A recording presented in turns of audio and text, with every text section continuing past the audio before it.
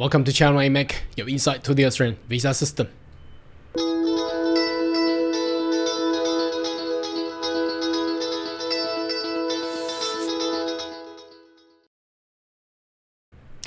Good day everyone, my name is Carl Young, your online YouTube visa consultant. Are you interested about migrating to Australia? Why don't you consider to subscribe to my channel and turn on the bell on the side, so once we have all the updates and news, you'll be the first one getting all the insight. Alright, so today's video, I would like to address what a lot of, well not a lot, there were a few friends had commented over my last video in regards to there's some error on calculation of the so-called NOM, the net overseas migration number. So obviously I'm not a statistician, but from a simple calculation, my previous video was only, well, simply just to demonstrate how difficult the situation will become for all the interests personnel who wanted to migrate to Australia. However, since the question has been raised and there has been, well, potential error, again, I'm not a specialist in those kind of area, but I thought, why don't we just really go into a more detail and find out what the NOM actually is. So this video is all about NOM and also address what the future numbers, whether or not it really stacks up or not. It's still really concerning. I'll tell you why. Okay, now first of all, let's just go straight into the Home Affairs website, where it has the net overseas migration statistics page. Now you can simply Google and find this web page yourself, and they will give you a lot of stats and the definition of NOM. So basically the net overseas migration, so they put that acronym was NOM, so simply just NOM.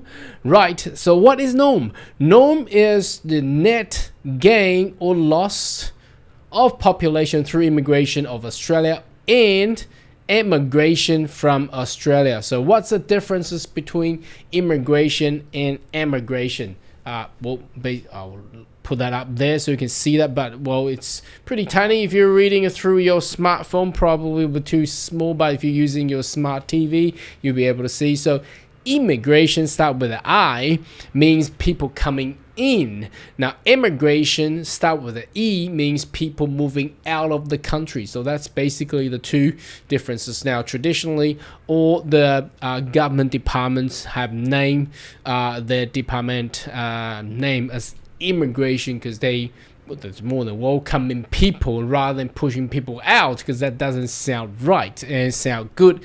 Anyway, so it's basically a formula calculating between the numbers of people coming into Australia and numbers of people going out of Australia. So that's basically what the definition of NOM is. So migration flow impact on issues such as Australian labor supply, national income, housing availability. So we're talking about a housing crisis. They are, all the politicians now still focusing on the housing crisis, but anyhow, that's not something that we can do anyway. Cultural diversity, social cohesion, variation in volume or characteristics of the traveler to and from Australia, impact policy decision and future planning level or governments. Now anyway, that the latter part doesn't really give us anything anyway, but let's just review again what the government of Australia has actually announced. So the federal budget has actually announced that the NOM, here we go, the budget paper showed the net migration. So again, that's the NOM, so that's the net. So if we go back to here, it's the net overseas migration. Whether or not they put overseas, well, obviously it's got to be overseas. If they don't put overseas there, that will mean people only going out. So net migration basically is the same as NOM, will more than half than the current 528,000 down to 260,000 between 2022 and 23 and 2024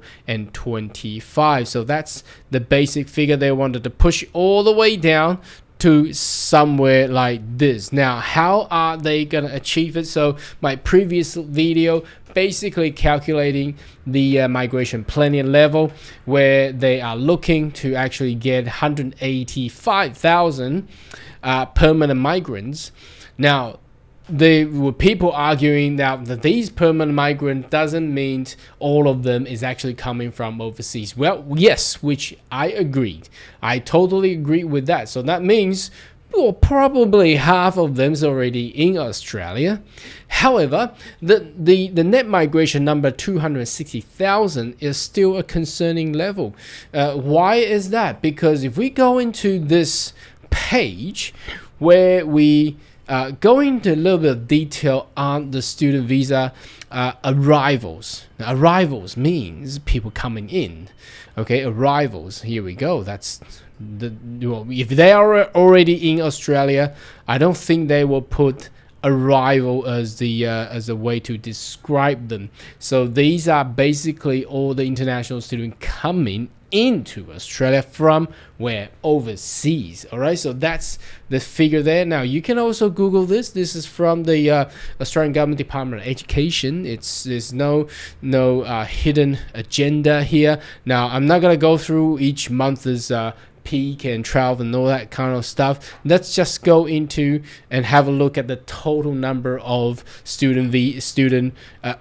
international student arrivals. So back in 2019, the total number is 310.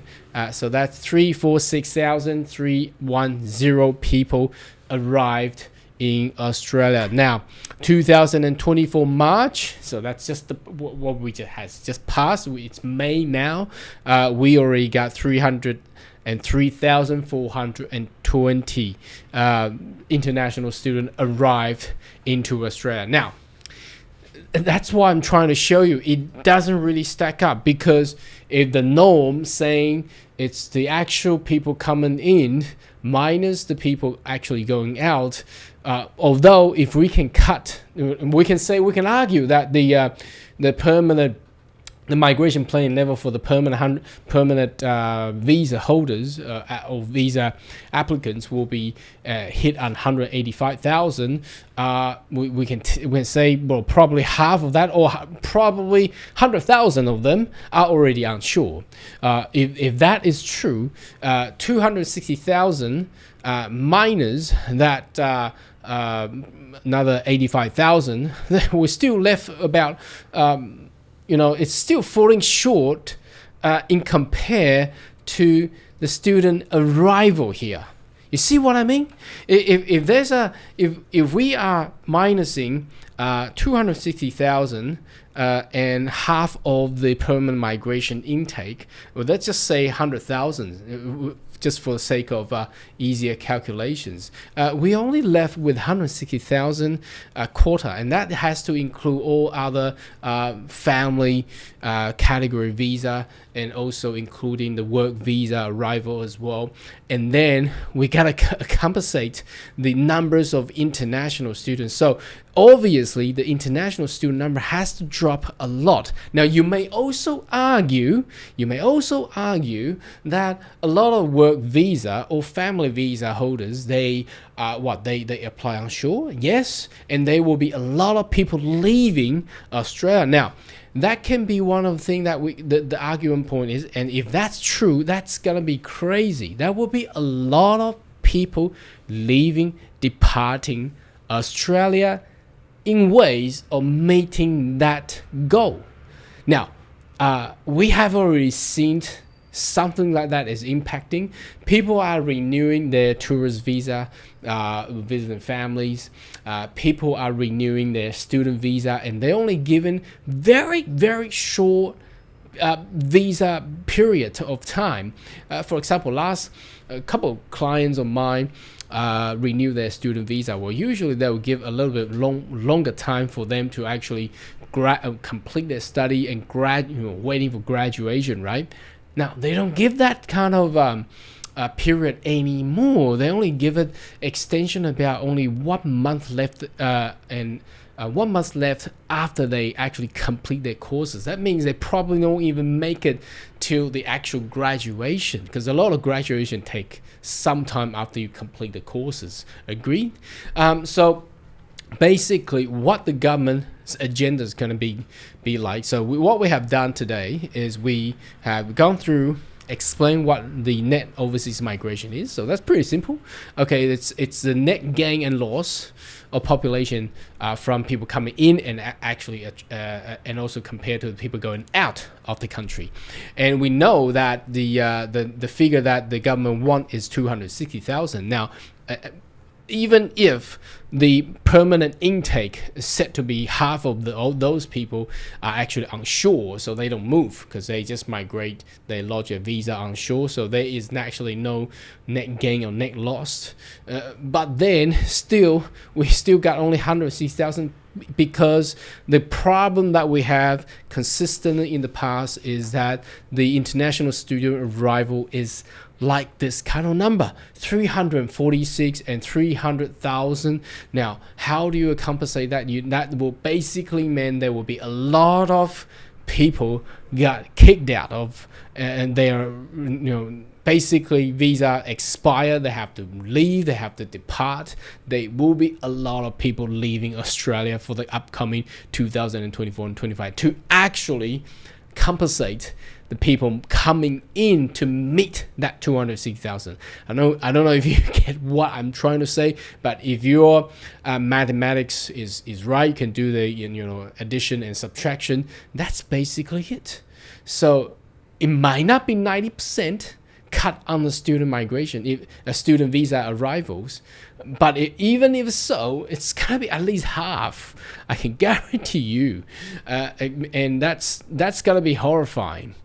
Anyway, so this video actually going through the detail and the definition of NOM, net overseas migrations, and basically going back to see how the international student number arrivals in the past in compared to what we're gonna achieve, and including what's gonna come for other category visa, family, parental, partner visa, marriage, children, and also adding on into the employment sponsor working visa to come in from overseas as well. So again, the student number will definitely have a very, very dramatic drop and cut for the year to come in 2024 and 25.